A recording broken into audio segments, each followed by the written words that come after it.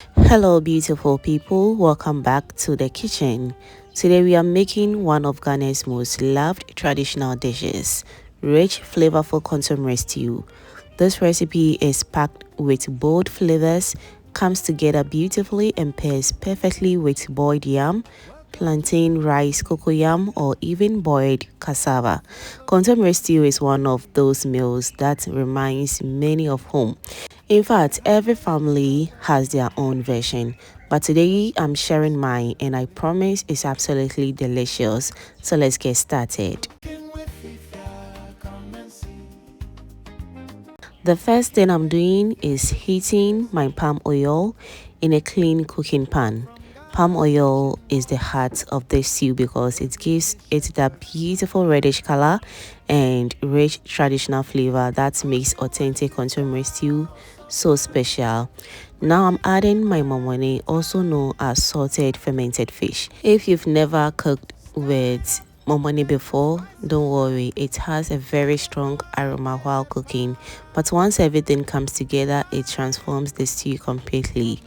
Alright, so now I'm adding my chopped onions. In fact, onions are one of the most important ingredients in Ghanaian cooking. So as they cook, they become soft and aromatic, balancing the richness of the palm oil while adding another layer of flavor to the stew. I'm stirring everything together and allowing the onions to soften slightly. You don't have to brown them too much. Just let them become fragrant. Now it's time for the blended mixture. I've blended some pepper, garlic, ginger, onions, and also some fresh tomatoes. This mixture is packed with flavor and gives the stew its beautiful aroma. At this stage, patience is very important. We don't want to rush because frying this mixture properly removes the raw taste of the onions, garlic, and ginger. I'll combine everything occasionally while allowing everything to cook until the moisture reduces significantly. Now I'm adding my tomato paste, even though we will be using fresh tomatoes later. Tomato paste helps deepen the color of the stew and gives it a richer, slightly concentrated tomato flavor. I'll fry the tomato paste thoroughly because frying it properly removes any sour or metallic taste. This step may take several minutes, but it's definitely worth it. Once the tomato paste has fried nicely, I'm adding my blended fresh tomatoes. Fresh tomatoes bring natural sweetness and freshness to the stew while helping create a smooth, rich sauce. I'll stir everything together until the tomato mix perfectly with the fried pepper base. I'll cover and allow it to do its own thing. At this point, the stew needs time. I'll leave it to cook over medium heat, stirring occasionally, and as it cooks, the water from the tomatoes will slowly evaporate, allowing all the flavors to become concentrated. This is one of the secrets to making a delicious contemporary stew. You never want to rush the frying process. You will notice the oil gradually separating from the tomato mixture, and that's what you see on your screens right now. That's usually a sign that your stew is cooking perfectly. The aroma at this point is simply irresistible. Everything's blending together perfectly. Now that the tomato mixture has fried nicely, it's time to add my mackerel. And also, it's time for the seasoning. I'm adding salt to taste, aromatic stew seasoning, and you can also feel free to use any seasoning of your choice and you are good to go. Now I'll gently stir everything together once again. At this stage, the stew is already looking beautiful. Let's cover it over medium heat and allow it to do its own thing until it's nice and ready. Now, as that is going on, I want to also use this opportunity to thank all my returning subscribers and new foodie members right here. You guys are amazing. Thank you so much for always coming back to watch my videos. I am very grateful. Thank you so much.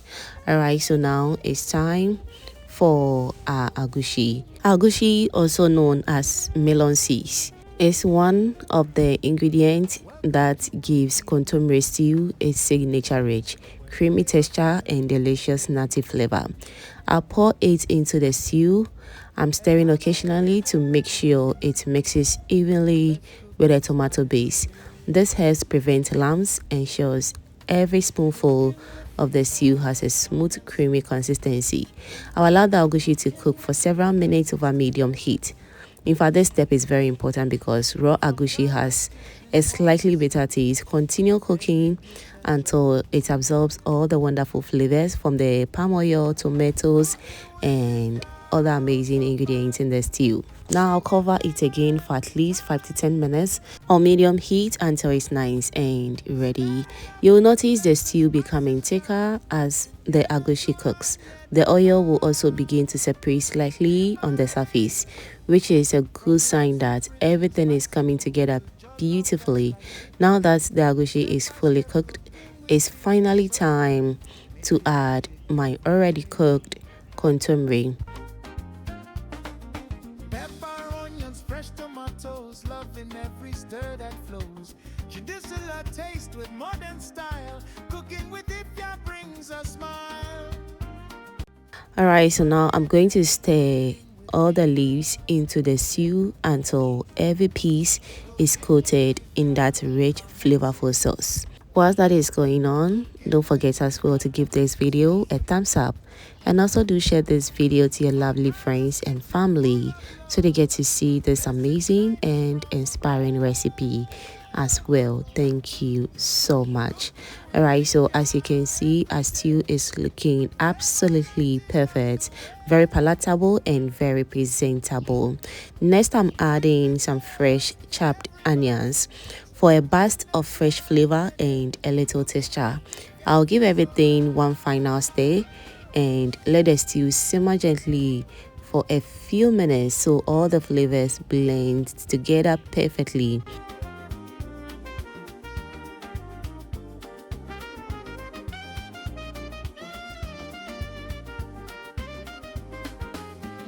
After simmering for a few minutes, our delicious kontomire stew is finally ready.